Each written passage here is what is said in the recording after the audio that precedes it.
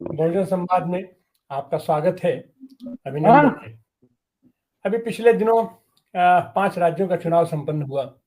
भारत का हमारा यह राजनीतिक उत्सव समापन हुआ और 3 तारीख को परिणाम भी आ गया। और परिणाम भी आ गया तो ऐसा परिणाम आया कि सारी जो अपना कल्पनाएं अपना की जा रही थी, जो स्थितियां निकाली जा रही, सबसे उलट परिणाम आया। और परिणाम भी जो तो आना था, परिणाम आया क्या?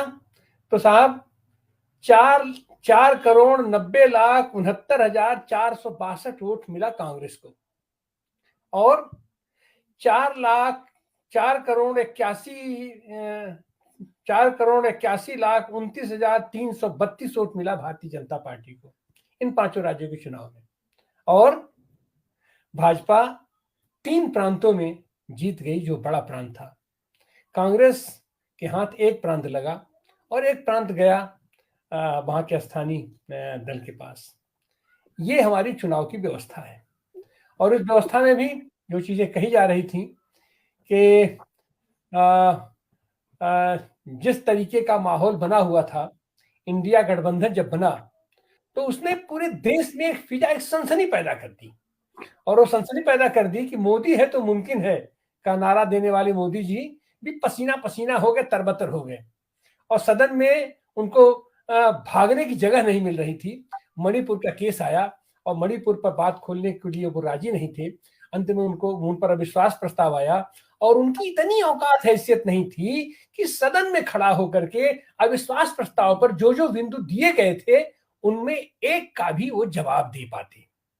लेकिन दम के साथ वो बार बार एक ही बार सीना ठोकते रहे कि अगली बार भी मैं ही आऊंगा, अगली बार भी मैं ही आऊंगा। और 5 साल बाद हम उम्मीद करते हैं कि आप लोग तैयारी के साथ हमारे खिलाफ फिर अविश्वास प्रस्ताव लाएंगे। लेकिन चेहरे की हवाइयां उड़ी हुई थी, उनकी भी, अमित शाह की भी, और सारे भाजपाइयों की हवाइयां उड़ी हुई थी।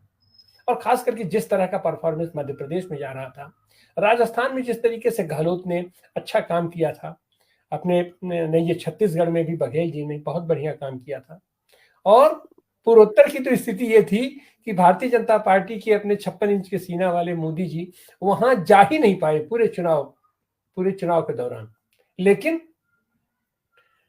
वो कहाँ गलतियां हुई, कैसे गलतियां हुई, बार बार कहने के बावजूद हमारा नेतृत्व उस बात को समझ नहीं पाया। जो इंडिया गठबंधन बना था, जो उसकी धाक बनी थी, जो उसकी साख बनी थी, वो साख को दरकिनार करते हुए उसको ध्वस्त करने की कोशिश की गई, जबकि उसको आराम से समेटा जा सकता था, सलटाया जा सकता था। और बार बार ये हो रहा था कि ये चुनाव कोई बड़ा चुनाव नहीं है। प्रांतों में सरकार बना लेने मात्र से भी अगर दिल्ली में आपकी सरकार नहीं बनेगी तो इन प्रांतों का कोई मतलब नहीं बनेगा। इंडिया गठबंधन को आप ताकत मजबूती दीजिए और आने वाले दिनों के लिए ये आप देश के पैमाने पर, देश का जनाधार इससे जुड़ेगा। देश जन्मते चाहता है, देश चाहता है कि इस दंभी शासन से वो मुक्ति पाए। और उस मुक्ति का मार्ग खोजा लोगों ने, इंडिया के माध्यम से खोजा। लेकिन नहीं हुआ, नहीं हो पाया।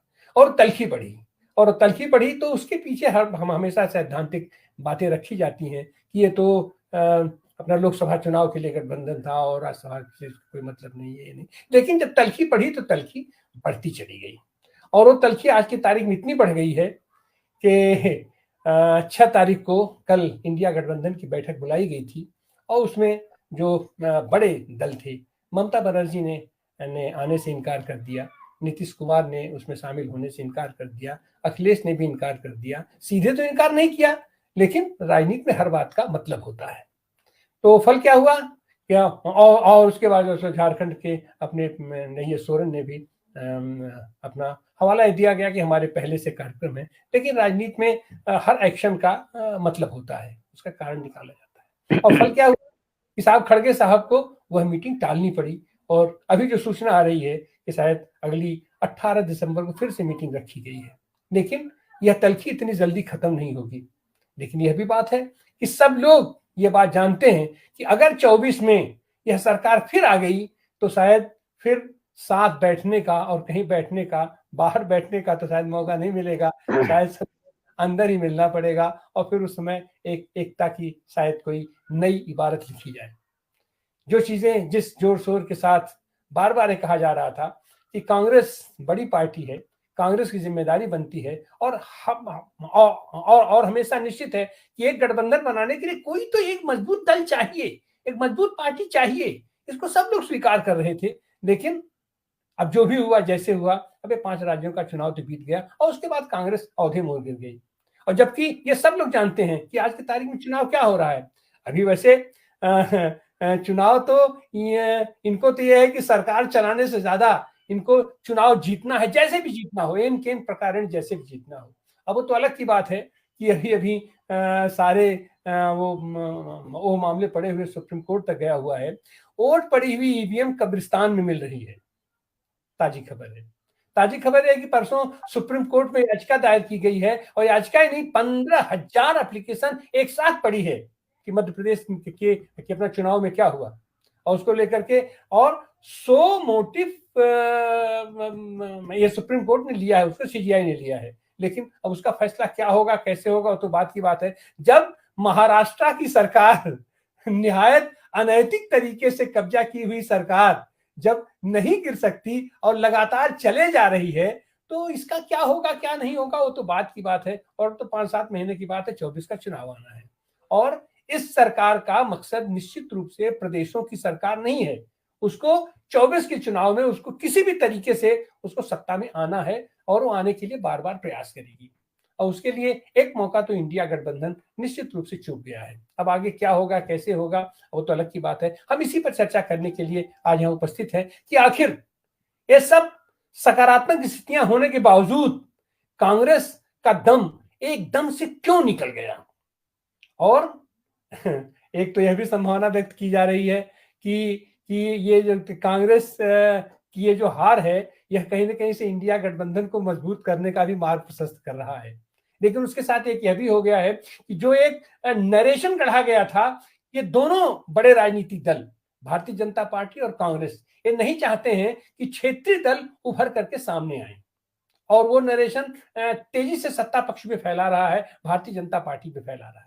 और उसका फैलाना उसका काम है, राजनीति का ही गुण है कि हमारी कमियां जहां कहीं मिले हम उसको उड़ें। और उस संदर्भ में तेलंगाना का जो परिणाम आया है उसमें बहुत खुश होने जैसी चीज नहीं है, क्योंकि वह उस नरेशन को पुख्ता करता है कि एक क्षेत्रीय दल टीआरएस अपने जिसकी ललक थी कि अब मैं राष्ट्रीय दल बनने जा रहा हूं, बीआरएस हो गया और वो भी औंधे मुंह गिर गया और कांग्रेस वहां पर कब्जा कर ली, कांग्रेस वहां सत्ता में आ गई। तो यह भी चीज नरेशन हो रहा है। इन सारी चीजों के बावजूद आने वाले दिनों में क्या होगा, कैसे होगा, और खास करके कांग्रेस क्यों औंधे मुंह गिर गई, उसका दम एकाएक निकल गया, आज हम लोग उसी पर चर्चा करने के लिए यहाँ उपस्थित हैं। आइए हम अपने एक वरिष्ठ पैनल से आपका हम परिचय कराते हैं। हमारे साथ जागृति राही जी हैं, आप सामाजिक कार्यकर्ता हैं, गांधीवाद से आप ओतप्रोत हैं, गांधी आपके आदर्श हैं, नेहरू आपके आदर्श हैं, आपका स्वागत है, अभिनंदन है।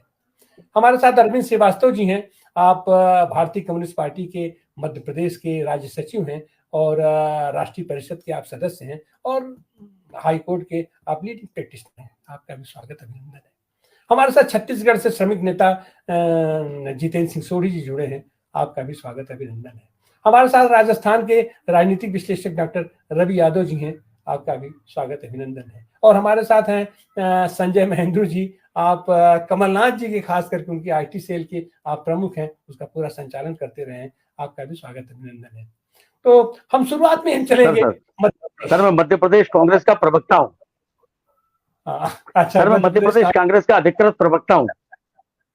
चलिए, आप उसके प्रवक्ता हैं मध्य प्रदेश कांग्रेस को। हाँ। और इस समय तो कमलनाथ जी सारी कांग्रेस के ऊपर भारी हैं, तो खैर आपका भी स्वागत, अभिनंदन है।